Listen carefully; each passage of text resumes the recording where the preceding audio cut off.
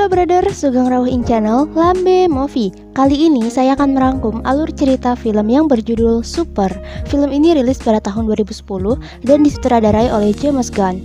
Film ini benar-benar berbeda dari film superhero pada umumnya dan film ini lebih masuk ke logika. Jadi jangan berharap lebih bahwa film yang berjudul Super ini tokoh utamanya dapat terbang, menghilang, tak kasat mata ataupun berbadan sispek. Oke, daripada saya kebanyakan basa-basi di sini, langsung kita mulai saja and enjoy this Lambe Movie.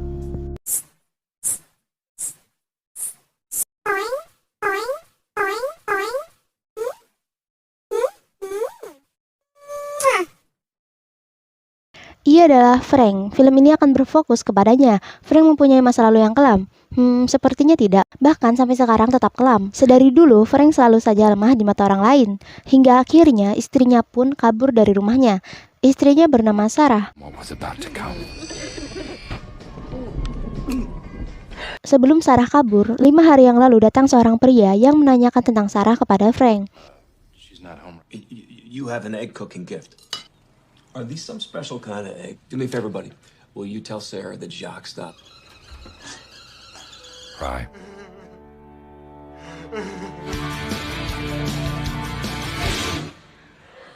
Frank segera mencari pria itu. Frank berhasil menemukannya. Namun pria itu justru berkata bahwa istrinya tak mau lagi dengan Frank.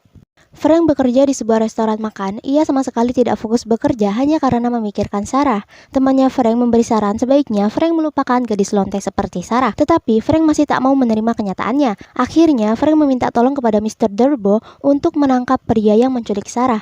Namun Mr. Durbo tak bisa menolongnya karena tak ada bukti sama sekali bahwa pria tersebut telah menculik Sarah. Dan saran yang diberikan oleh Mr. Durbo sama seperti yang dikatakan oleh temannya. Frank ingin membeli kelinci. Mungkin itu akan menghilangkan kekosongan dalam dirinya. Namun setelah melihat kelinci-kelinci tersebut, tak ada yang membuatnya tertarik. Frank memutuskan untuk pulang saja dan menonton TV. Ia melihat sebuah acara superhero, dan itu membuatnya ingin melawan pria yang telah menculik istrinya dengan tangan kosong.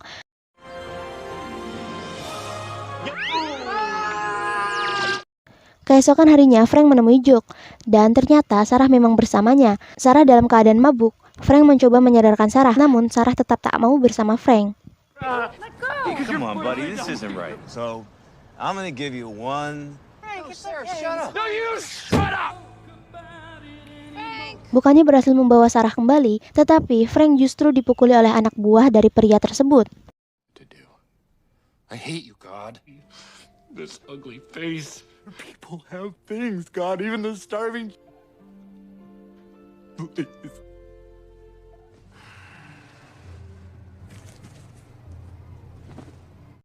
Saat pulang ke rumah, Frank melihat suatu cahaya yang seolah masuk melalui dinding rumahnya. Frank berpikir mungkin ini karena masalah penglihatan yang ia derita. Namun, ia tak pernah mengalami hal semacam ini. Makhluk itu membuka kepala Frank dan kemudian ada sesuatu yang bersinar dan menyentuh otaknya.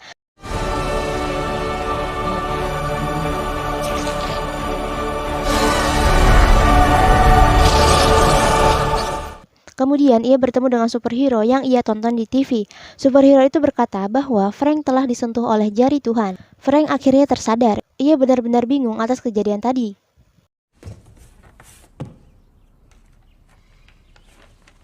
Keesokan harinya, Frank pergi ke toko buku untuk mencari buku Holy Avenger. Ternyata salah satu gadis penjaga kasir di toko itu mengenalnya. Gadis itu tahu bahwa Frank adalah orang yang memasak di restoran yang sering ia kunjungi. Dan gadis itu berkata, untuk apa buku komik konyol tentang superhero ini? Mengapa tidak ada superhero sungguhan di dunia nyata? Frank pun segera pulang. Ia mendapatkan ide, ia akan menjadi superhero sungguhan. Maybe I couldn't shoot beams out. Frank membuat kostum superhero-nya sendiri. Ia menamainya dengan Crimson Bolt. Kemudian Frank pergi keluar dan mencoba untuk menangkap penjahat. Namun ia tak berhasil menemukan kejahatan setelah menunggu berjam-jam. Frank melihat seseorang yang mencurigakan. Ia segera menghampirinya dan memukulnya.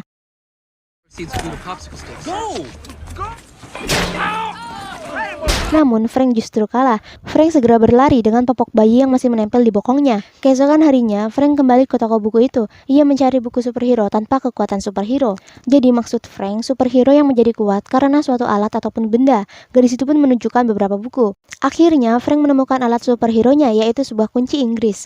Ia memulai aksinya dengan menangkap jambret, pengedar narkoba, dan lain-lain. Namun aksinya itu justru menimbulkan banyak korban yang tak bersalah.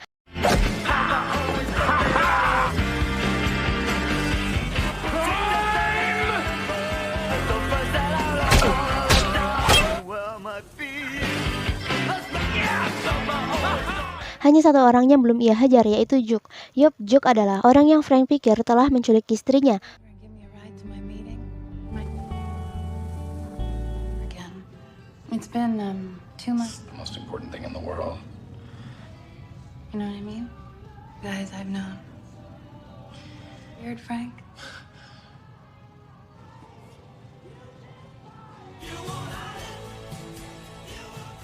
Frank mengikuti Juk diam-diam, dan ia telah menyiapkan rencana.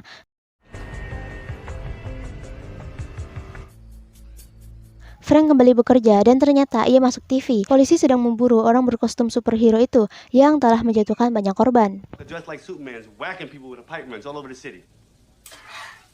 You just said what, Frank? What?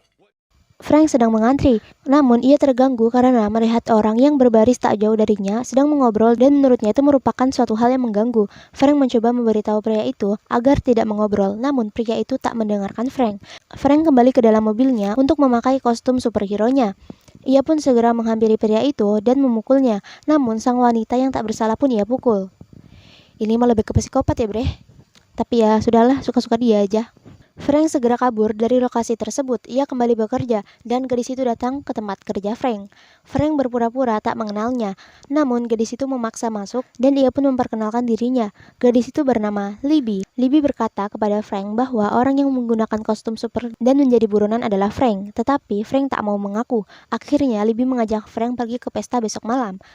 Frank pulang dalam keadaan takut, dan Mr. Darbo selaku detektif dari pihak kepolisian datang ke rumahnya. Ternyata Mr. Darbo hanya memberitahu keputusan soal kasus yang pernah Frank ajukan kepadanya, yaitu soal istrinya Frank yang diculik oleh pria lain, dan tetap saja hasilnya adalah bahwa istri Frank lah yang meninggalkannya, bukan karena ia diculik oleh pria tersebut. Frank takut ia akan dipenjara. Ia ingin mengakhiri aksinya sebagai superhero jadi-jadian, dan ia membuang semua bukti atas kelakuannya itu. Saat di rumah, Frank menonton acara TV itu lagi.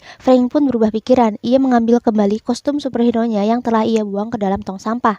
Keesokan harinya, Frank sudah memutuskan bahwa ia akan menghajar pria tersebut dan membawa kembali istrinya. Ia pergi ke rumah Joe dan ia pun masuk secara diam-diam dan memindik-mindik di belakang pohon. Walaupun tetap terlihat. Sumpah gue bingung ya, itu manusia segede itu nggak kelihatan. Wih gila, mantep kali lah ini film. Frank melihat Sarah disuntik dengan sebuah narkoba. How do you feel?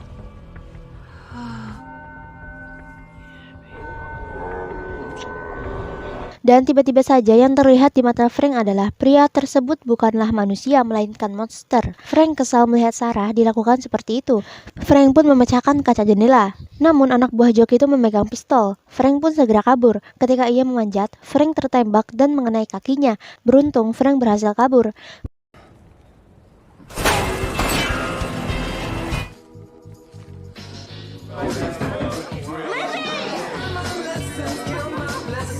Frank pergi ke rumah Libby untuk pergi ke pestanya.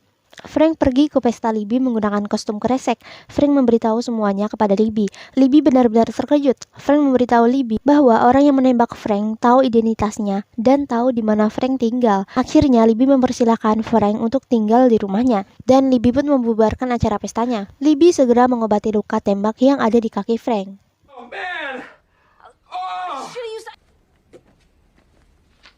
You know. Your secret identity? Fuck! Here, No, I'll do it. I can. Mr. Darbo tak sengaja melihat koran yang ada di meja kerjanya, dan Mr. Darbo mengetahui siapa yang menggunakan kostum super tersebut. Yap, Mr. Darbo berpikir bahwa itu adalah Frank. Mr. Darbo segera pergi ke rumah Frank, namun saat sampai di sana tidak ada siapa-siapa, dan Mr. Darbo membuka lemari pakaian milik Frank, tetapi tidak ada kostum itu di lemarinya. Saat Mr. Darbo berbalik, dirinya ditembak oleh anak buah Jok. Seketika Mr. Darbo pun mati di tempat. Anak buah Jok salah sasaran. Mereka pikir Mr. Darbo adalah Frank. Semoga husnul khotimah ya pak. Kita akan kembali lagi ke Frank. Libby menawarkan dirinya untuk menjadi superhero seperti Frank dan dapat menangkap penjahat serta mengambil kembali istri Frank. Dan Frank pun menerima Libby sebagai tangan kanannya. Bolty! Look at this jock fucker. No. They have. No, my leg isn't healed yet. Frank dan Libby melakukan aksi pertamanya, yaitu dengan membalas dendam kepada orang yang telah merusak mobil temannya Libby. Orang tersebut bernama Jerry. Libby merasa bahwa yang dilakukan Frank kurang seru, karena Frank hanya menunggu di balik dinding ataupun tong sampah hingga korbannya tiba.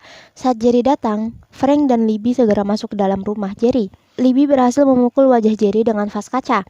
Dan Frank menghentikan aksi Libby karena Frank tak mau Jerry meninggal. Frank segera mengajak Libby kabur. Frank memutuskan untuk memecat Libby sebagai rekannya karena Libby benar-benar brutal.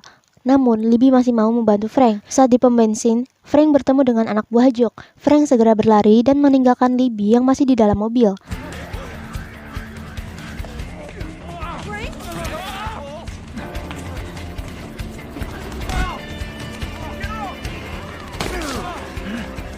Saat Frank terpojok dan Frank pun hampir ditembak oleh salah satu anak buah Jock. Beruntung Libby datang tepat waktu dan menabrak salah satu anak buah Jock. Oke, dari sini saya menyimpulkan sebenarnya Libby itu tidak ingin menjadi superhero. Mungkin ia lebih memiliki sifat psikopat yang benar-benar wow. Frank dan Libby berhasil kabur. Frank tidak jadi memecat Libby karena Libby sudah menyelamatkan nyawanya. Untuk merayakan kemenangan pertama mereka, Libby ingin melakukan seks dengan Frank. Namun, Frank tak mau karena ia sudah menikah. Keesokan harinya, Frank dan Libby pergi ke toko persenjataan.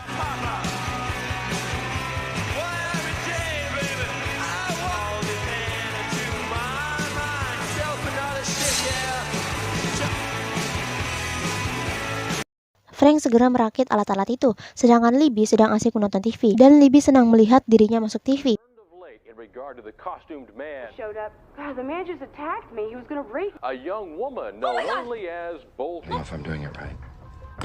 If I am, Ketika Frank sedang tidur, tiba-tiba saja Libby memaksa Frank untuk melakukan seks bersamanya. Dan akhirnya Frank melakukan seks dengan Libby. Frank segera menghentikan seksnya bersama Libby, rasanya ia sangat ingin mual.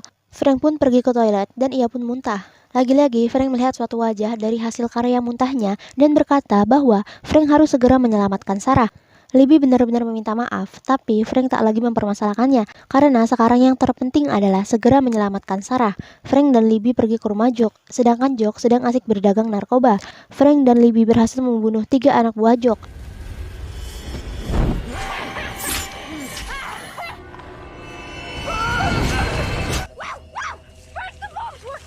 Karena mereka terlalu berisik hingga akhirnya semua anak buah Jock memeriksa keluar sehingga Frank terkena tembak di dadanya dan Libby mati di tempat karena kepalanya tertembak.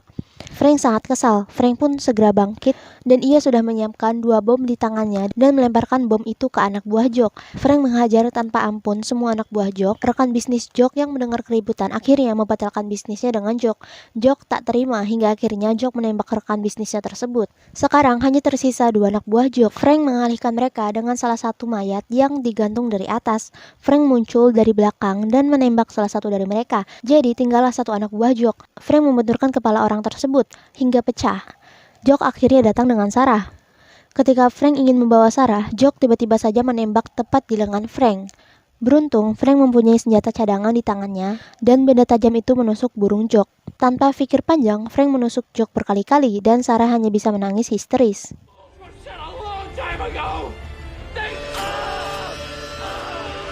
Frank membawa Sarah dan Libby. Sarah sempat tinggal bersama dengan Frank selama beberapa bulan dari kejadian itu, hingga suatu pagi Sarah pergi meninggalkan Frank, dan Sarah menikah dengan pria lain yang pastinya lebih handsome daripada si Frank, dan Sarah pun menghasilkan 4 orang anak dari pria tersebut.